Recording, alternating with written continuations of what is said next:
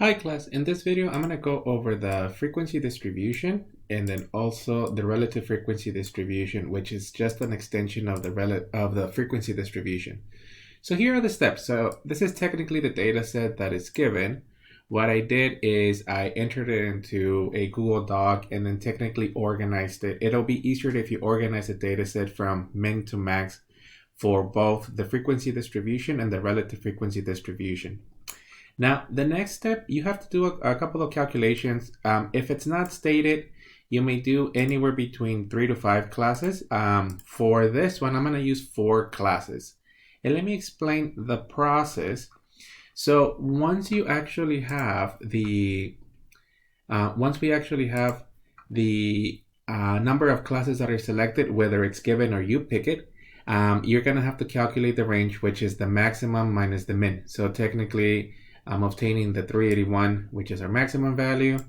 Also getting the value of 0, which is the minimum value, which you see here. And then I'm dividing by the number of classes. Our number of classes was selected to be 4. Now, this calculation gives me 9525. And for a frequency distribution, we always round up.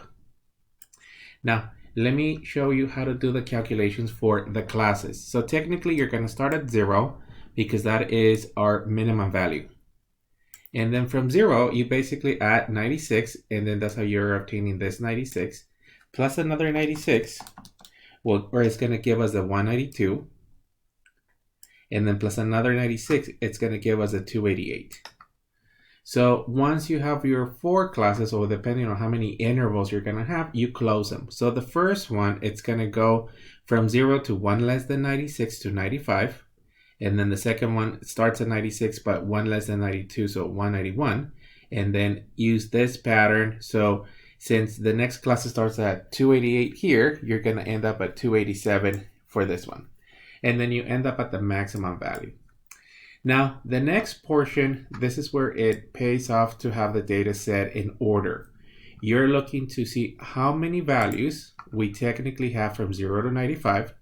So this 3 represents these 3 values.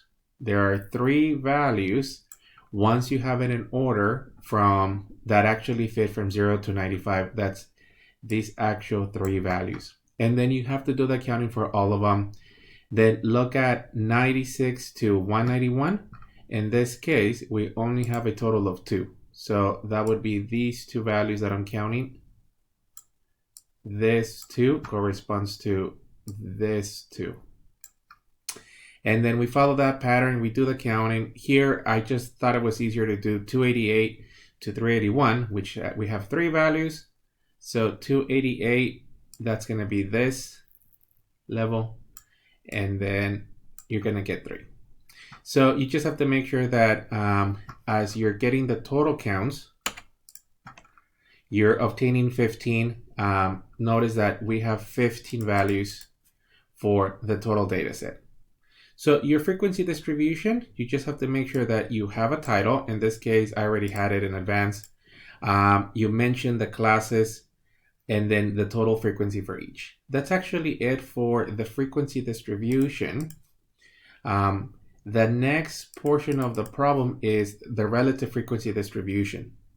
So once you have the frequency distribution that we have here, for the relative frequency, you're going to copy all the values, which is what I've done here, and then you just create another column. To complete the other column, you basically have to do one quick calculation. So for instance, on the relative frequency, this one represents 3 divided by the values of 15, which is equal to 3 divided by 15. This is going to be 0.2, or the same as 20 technically percent. Notice that we have 2 of those, so I'm just going to copy and place it here. And then all your previous values remain the same. So whatever answer you obtain on the frequency distribution, you copy it over. Okay, next one, it's going to be 2 out of the values of 15. I'm getting 2 divided by 15. This is equivalent to 0.13, or approximately 0.13 13.33 or 13.33%. Most of these only need the decimal, but I'm just putting all the values here as a percentage. And then the last one is 7 divided by 15. I'm getting 46%. 7 divided by 15. This is 0.4667, which is equivalent as a percentage as 46.67%. And that's actually it. So relative frequency just contains this last column where we're expressing each of the observations as a decimal or as a percentage. Typically, you only include the percentages if they're asked for. Here, I'm presenting both, and you can see that if you do include them, it makes it a little bit harder to visualize. But in any case, you're expressing the observations on each of the classes as percentages. That's actually it for this video.